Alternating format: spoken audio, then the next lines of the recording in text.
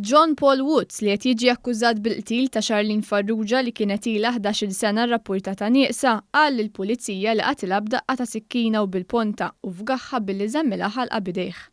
It-tnejn wara nofsinhar bdiet il-kumpilazzjoni kontra John Paul Woods b'uffiċjal mis-CID xehed x'qalilhom Woods meta ġie arrestat fuq serqa f'Lulju tas-sena li għaddiet. Meta ġie arrestat qalilhom li jrid jitkellem fuq il-qtil ta' Charlene Farrugia. Woods qal lill-pulizija li f'Novembru 2018 beda jirċievi l-menti mill-ġirien dwar reħat intent fil-flat f'San Pawl il-Baħar fejn seħħ id-delitt. Għaldaqstant Woods qal lill-pulizija li ddeċieda li jqatta l-ġisem f'partijiet żgħar u poġġihom fi xkejjer.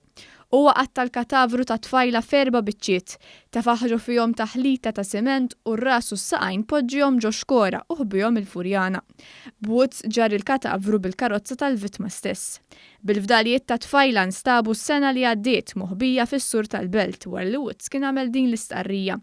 L-uffiċjal mis-CID qal li l-pulizija mhix teskludi li hemm persuna oħra involuta f'dan il-qtil. Mal-pulizija Woods semma lil Jesmond Cassar magħruf bħala Tito. Fl-2008 l-pulizija kellha suspett fuq Cassar li kien issieħeb toħd Jonathan Attard li kien issieħeb ta' Charlene Farrugia. Woods qal li Tito ħallih waħdu wara legatament iż-żewġ tirġiel kellhom argument. Qal li kien wara dak l-argument li ddeċieda li jqatta l-ġisem ta' Farrugia. Woods uża saqqu biex jett il-katavru ta' Farrugia.